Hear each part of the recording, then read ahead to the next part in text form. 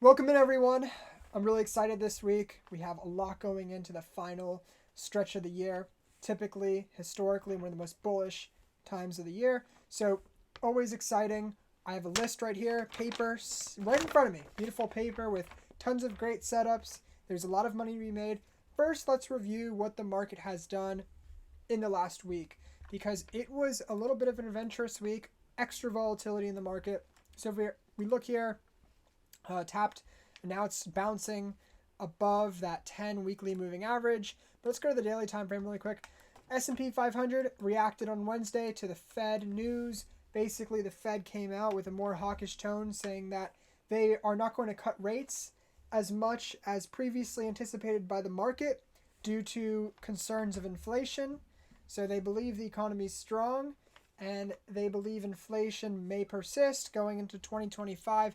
Therefore, they're not going to want to cut rates as much, right? They're still going to cut rates next year, but it is not going to be as much. So obviously that is going to weigh on stocks, and the overall equities market performs a lot better when you have lower rates, right? Because otherwise, investors are going to with higher rates, investors gravitate to safer ways of income in loans and holding money in CDs, money markets, right? Because you're able to obtain a decent return with obviously much less risk than equities. So, anyway, that obviously impacted the market. We had the VIX spike. It was the second largest single day VIX spike of all time, actually, which was pretty significant. Now we come towards today and we have a 23% drop in the VIX, and the market is getting bought back up, right? The dip is getting soaked. This isn't the most convincing daily candles I've seen, right? I'm not like purely convinced that we're back, but you have to think about the context of where we are in the year.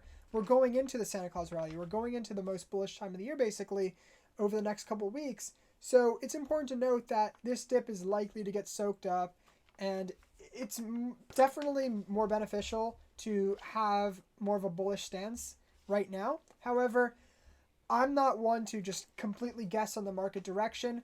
I like to trade setups, right? If there's no setups, we're not trading.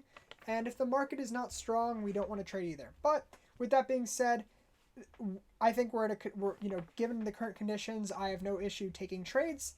And we have plenty of setups right now going into next week. I'm going to probably post two videos. This is the first of two. And in this video, I'm going to get into some really good setups for next week, talk about it. And I want to say one more thing. Wednesday and Thursday as well was a really difficult day for a lot of people. People have been really doing good the last few months, especially a lot of swing traders. And this Wednesday and Thursday were probably the two worst days for them in a while. However, my account hit new highs on Wednesday because of QMCO, which was posted in on the video I think the day before it exploded, and the day before that I talked about this setup. I showed the hourly and talked about how good it was. So this stock, I made 160% on it, and I closed out my position with an average of about probably 52 per share, maybe a little lower than that. But anyway, I sold the entire position on Tuesday. That was a beautiful trade. I had an average entry of about $20, which honestly was a little more than I wanted to pay. But again, when you have these massive explosive moves, $20, that's an insane fill when you look at it. So I returned about 160% on that trade in a matter of a couple days. So that really helped boost the account. So I hope some of you guys were also able to capture that one. It was one of the quantum setups that I really liked. So I just wanted to throw that out there. Anyway, so my portfolio is in a pretty good position because when you have a big hit in the market, everyone, takes a hit and you're at new highs. That's a great feeling, and it puts you in a really good position because I still went ahead and cut a lot of trades. Like there was AI and there was a lot of trade I was holding. Rivian, I cut majority of that, right? These stocks were taking hits, right? So, and when the stock goes below, your stop loss, you're going to obey it. Now they're getting little bounces now, but this isn't totally convincing yet. I want to see a little bit more action, but it still looks like it's definitely in play. But anyway, you want to take your risk off, and I was lucky enough to have been in a position that really boosted my account. So I was able to pretty much cut off all my risk, go to primarily cash while still being at new highs in the portfolio. So that's always a really nice feeling.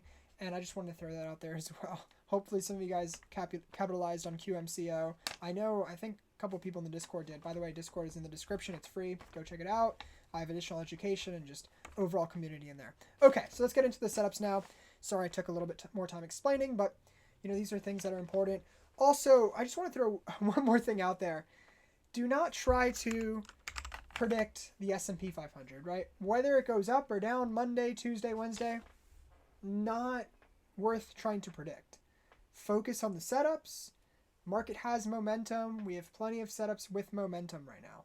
Okay, so just keep that in mind. Focus on the setups, right? It's very difficult to accurately predict the S&P 500, right? No one has a crystal ball. Obviously, we can understand the strength of it, how it interacts with its moving averages, prior trends. As you can see, every dip it's made recently this year, it's gotten soaked. And we are in the most bullish period of the year. So anyway, just a little bit food for thought. But let's get into some setups. OKLO.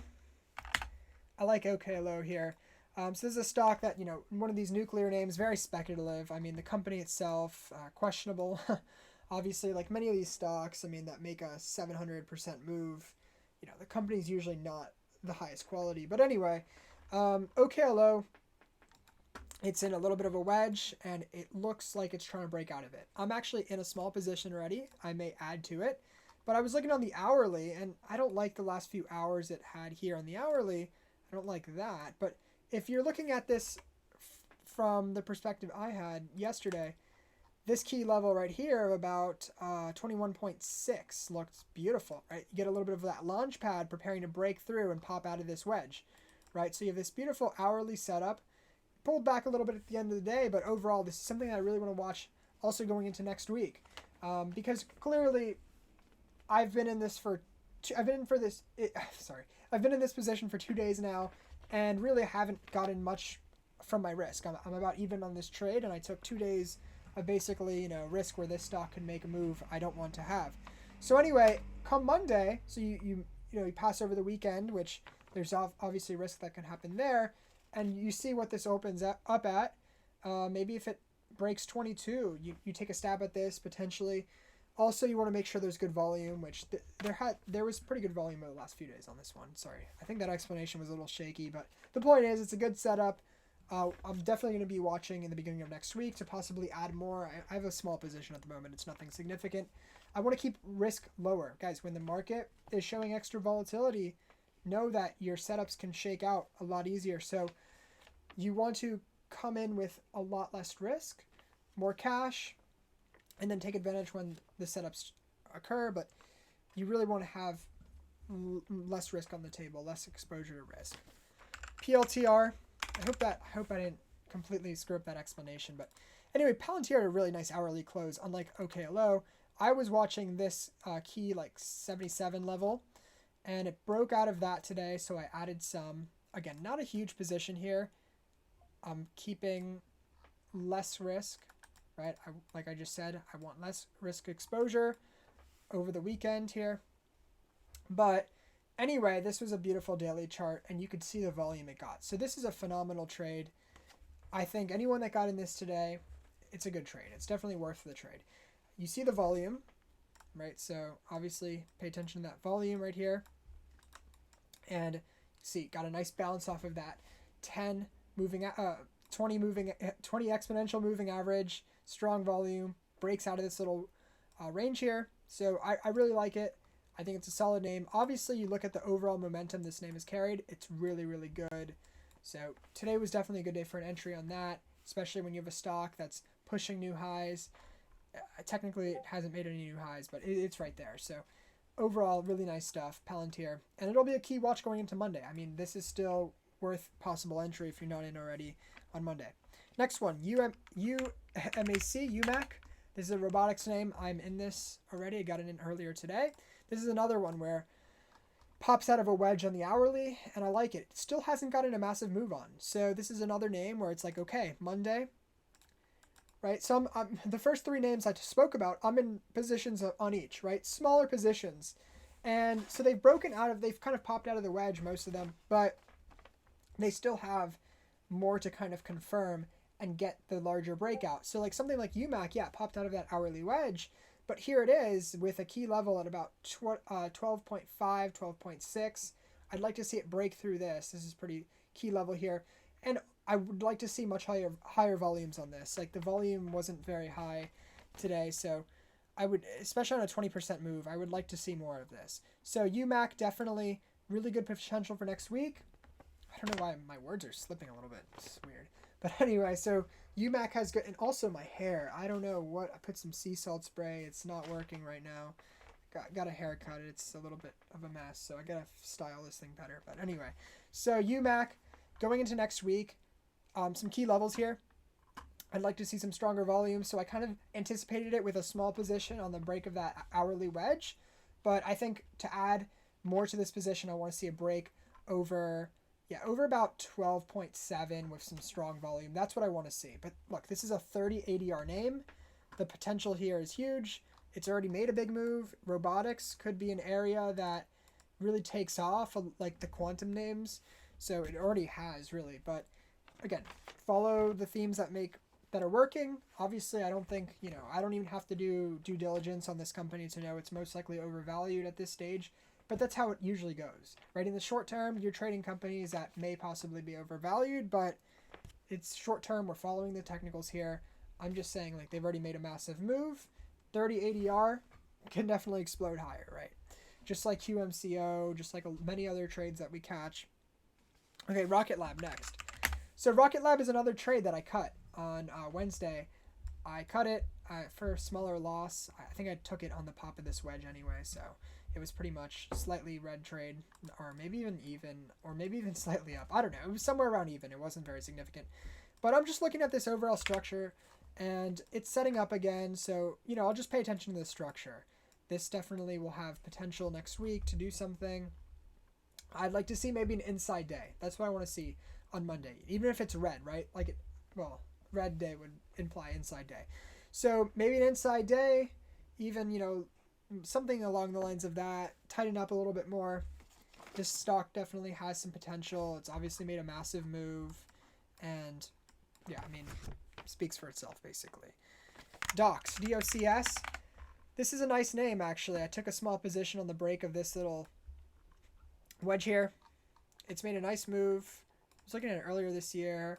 That was in 2023, but it made a really nice move this year. Obviously, going from starting the year, or let's just say May, it was $23. Now we're looking at $58. Slower mover, right? 4 ADR, but it looks good.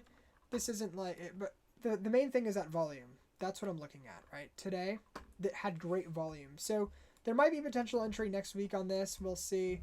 This isn't like, the highest quality name, but it hit my screener and I was like, whatever. A little slow, but anyway, it's a strong name. It had really good volume. So, okay, GME. So GME, it's just one of these names that, I'm watching. I just don't really think it has fuel. Similar to DJT, right? Had a great setup, but I just don't see what's going to fuel it higher.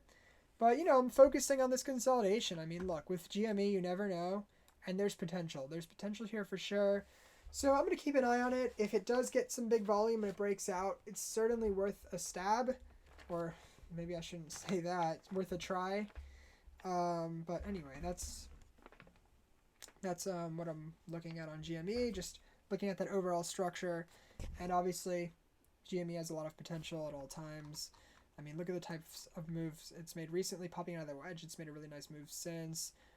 We actually traded this move, and we got in on this day right here. And so that was one of the better trades of the year. Just this massive gap on GME, 2-day gap. It was really nice trading this move. So anyway, but GME, the structure is nice. On any other stock that's like in a strong theme, this would be like the top setup in my opinion, but I just really don't know what's going to fuel it. We'll have to wait and see. Maybe there will be some catalyst soon enough. Okay, last one is Zoom.